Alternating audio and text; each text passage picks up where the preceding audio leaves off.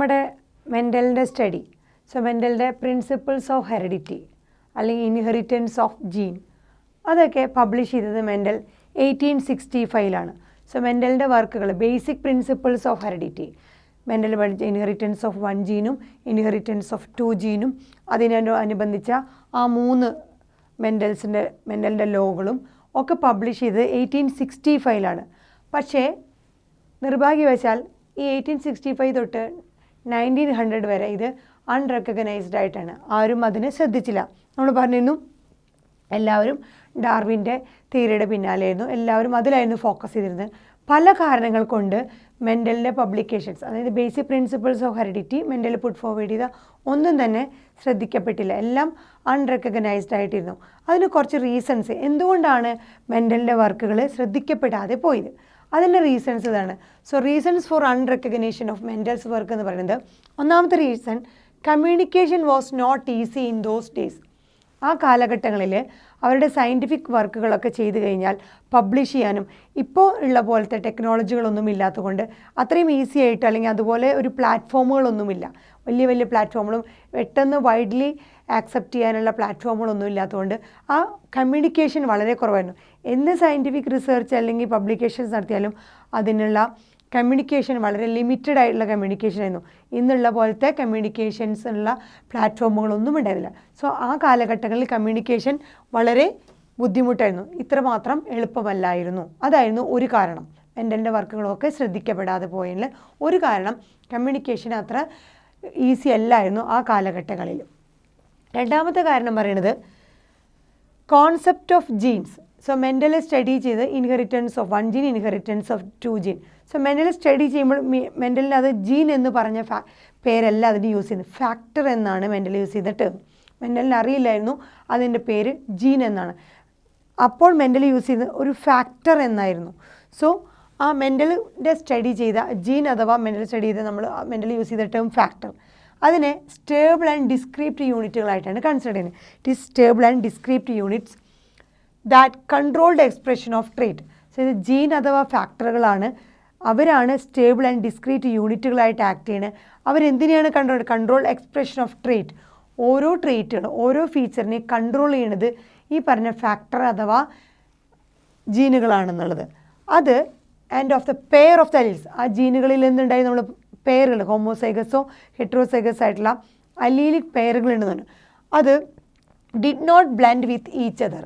മെൻ്റലിൻ്റെ study പ്രകാരം ഈ പറഞ്ഞ അലീലുകൾ അല്ലെങ്കിൽ ജീനിലുള്ള ആ പെയർ ഓഫ് അലീൽസുകൾ ഒരിക്കലും തമ്മിൽ ബ്ലെൻഡ് ചെയ്യണില്ല, മിക്സ് ചെയ്യണില്ല. ബ്ലെൻഡ് ചെയ്യാന്ന് പറഞ്ഞാൽ they did not bend with each other, അവർ തമ്മിൽ മിക്സ് ചെയ്യുന്നില്ല.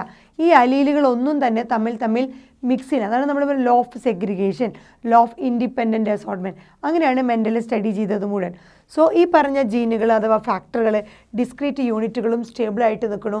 അവരൊരിക്കലും അല്ലെങ്കിൽ ട്രേറ്റുകളെ അല്ലെങ്കിൽ ഫീച്ചേഴ്സിനെ കൺട്രോൾ ചെയ്യണ ആ ജീനുകൾ അഥവാ ഫാക്ടറുകൾ ഒരിക്കലും തന്നെ മിക്സ് ചെയ്യുന്നില്ല, ബ്ലെൻഡ് ആവുന്നില്ല, തമ്മിൽ മിക്സ് ആവുന്നില്ല എന്നായിരുന്നു മെൻ്റൽ പറഞ്ഞത്. പക്ഷേ അത് ആ കാലഘട്ടത്തിൽ ആക്സെപ്റ്റഡ് അല്ലായിരുന്നു. കാരണം എന്താണെന്ന് വെച്ചാൽ ആ സമയത്ത് കണ്ടിന്യൂസ് വേരിയേഷൻ, ഒരുപാട് വേരിയേഷൻസ് നേച്ചറിൽ തന്നെ കാണാൻ പറ്റുന്നു. സോ ആ കാലഘട്ടങ്ങളിൽ സമകാലികമായിട്ട് നോക്കിക്കഴിഞ്ഞാൽ ഒരുപാട് കണ്ടിന്യൂസ് ആയിട്ട് വേരിയേഷൻസ് ചെയ്യുന്നുണ്ട്. എന്നാൽ മെൻ്റൽ പറഞ്ഞിരുന്നത് ഈ പറഞ്ഞ അലീലുകളോ ഈ ഡിസ്ക്രീറ്റ് യൂണിറ്റുകളായ ജീനുകളോ തമ്മിൽ എന്ത് ചെയ്യുന്നില്ല, ബ്ലെൻഡ് ചെയ്യുന്നില്ല. ഈ അലീലുകളോ ജീനുകളോ തമ്മിൽ മിക്സ് ചെയ്യുന്നില്ല എന്നും പറയുന്നു. എന്നാൽ മിക്സ് ചെയ്യുന്നില്ലെങ്കിൽ പിന്നെ എങ്ങനെ ഈ കണ്ടിന്യൂസ് ആയിട്ട് വേരിയേഷൻ നേച്ചറിൽ കാണപ്പെടുന്നു? അതുകൊണ്ടൊരു കോൺട്രവേഴ്സി ആയിട്ടാണ് നിന്നിരുന്നത്. സോ ആ കാലഘട്ടങ്ങളിൽ ഒരുപാട് നമുക്കിപ്പോഴും കാണുന്ന ഒരുപാട് വേരിയേഷൻസ് കാണുന്നുണ്ട്. എന്നാൽ ആ വേരിയേഷൻസ് വരുന്നുണ്ടെങ്കിൽ എന്തുണ്ടാവണം, ആ ജീനുകൾ തമ്മിൽ മിക്സ് ആവണം, ബ്ലെൻഡ് ആവണം. അല്ലെങ്കിൽ അലീലുകൾ തമ്മിൽ മിക്സ് ആയാൽ ബ്ലെൻഡ് ആയാൽ മാത്രമേ ഈ പറഞ്ഞ വേരിയേഷൻസ് ഉണ്ടാവുള്ളൂ. പക്ഷേ മെൻ്റൽ പറഞ്ഞ ലോ പ്രകാരം ഇൻഡിപെൻഡൻ്റ് ആയിട്ടാണ് സോർട്ടിനെ സെഗ്രിഗേറ്റഡ് ആയിട്ടാണ് ഗാമറ്റുകൾ വരുന്നത്. ലോ ഓഫ് സെഗ്രിഗേഷൻ പ്രകാരം, ലോ ഓഫ് ഇൻഡിപെൻഡൻസ് അസോർട്ട്മെൻറ്റ് പ്രകാരം അവർ ഇൻഡിപെൻഡൻ്റ് ആയിട്ടാണ് വരുന്നത്. സോ അവർ തമ്മിൽ ജീനുകളിലെല്ലാം അലീലുകൾ തമ്മിൽ മിക്സിങ് ഇല്ല എന്നാണ് അന്ന് പറഞ്ഞത്. അതൊരിക്കലും ആക്സെപ്റ്റ് ചെയ്യാൻ പറ്റുന്ന കേസുകളല്ലായിരുന്നു അന്ന്. കാരണം എന്താണെന്ന് വെച്ചാൽ അന്ന് ഒരുപാട് വേരിയേഷൻസ് നേച്ചറിൽ കാണും. സോ ഈ വേരിയേഷൻസിന് കാരണം ഉണ്ടാവണമെങ്കിൽ ആ ജീനുകളോ അലീലുകളോ തമ്മിൽ എന്ത് വേണം, മിക്സപ്പ് ആവണം. അത് ഒരു കാരണമാണ് മെൻ്റലിൻ്റെ വർക്കുകളൊക്കെ റെക്കഗ്നൈസ് ചെയ്യാതിരിക്കാനുള്ളത്. അടുത്ത കാരണം അപ്രോച്ച് ഓഫ് അദ്ദേഹം അപ്രോച്ച് ചെയ്യുന്നത് എങ്ങനെയാണ്? Using mathematics to explain biological phenomena. ഇതൊരു ബയോളജിക്കൽ ഫിനോമിന, ഹെറിഡിറ്റി അല്ലെങ്കിൽ അതിൻ്റെ വേരിയേഷൻ എന്നൊക്കെ പറയുന്നത് ഒരു ബയോളജിക്കൽ ഫിനോമിനയായിട്ട് കൂടി ആ ബയോളജിക്കൽ ഫിനോമിനയിൽ അയാൾ അപ്ലൈ ചെയ്തത് മുഴുവൻ മാത്തമാറ്റിക്സും സ്റ്റാറ്റിസ്റ്റിക്കൽ അനാലിസിസും ആയിരുന്നു. അന്ന് കാലഘട്ടത്തിൽ ഇത് ഒരുപാട് അക്സെപ്റ്റ് ചെയ്യാൻ ബുദ്ധിമുട്ടുള്ള ഒരു കേസായിരുന്നു ബയോളജിയും അതുപോലെ മാത്സുമായിട്ടുള്ള correlation. So using mathematics to explain biological phenomena explain ചെയ്യാനായിട്ട് മാത്തമാറ്റിക്സ് അല്ലെങ്കിൽ സ്റ്റാറ്റിസ്റ്റിക്കൽ അനാലിസിസ് അപ്ലൈ ചെയ്ത് it was a totally new, അത് കംപ്ലീറ്റ്ലി ന്യൂ ആയിട്ടുള്ള ഒരു ഇതായിരുന്നു. അന്ന കാലത്തൊന്നും ഒരിക്കലും ബയോളജി എക്സ്പ്ലെയിൻ ചെയ്യാൻ ഒരു മാത്സിൻ്റെ ആവശ്യമുണ്ടായിരുന്നില്ല. സോ ടോട്ടലി ന്യൂ ആയിട്ടുള്ള ഒരു ട്രെൻഡായിരുന്നു. അതുപോലെ തന്നെ അത് അൺആക്സെപ്റ്റഡ് ടു മെനി. ആ കാലഘട്ടത്തിലുള്ള സയൻറ്റിസ്റ്റുകൾ അല്ലെങ്കിൽ ബയോളജിസ്റ്റിന് ഈ മാത്തമാറ്റിക്കൽ ആപ്ലിക്കേഷനിൽ സ്റ്റാറ്റിസ്റ്റിക്കൽ അനാലിസിസ് വെച്ച് ഡാറ്റകൾ ഇൻ്റർപ്രറ്റ് ചെയ്യുന്നത് ഒട്ടും തന്നെ അക്സെപ്റ്റ് ചെയ്യാനായിട്ട് അന്നത്തെ സയൻറ്റിസ്റ്റ് അഥവാ ബയോളജിസ്റ്റിന് തയ്യാറല്ലായിരുന്നു.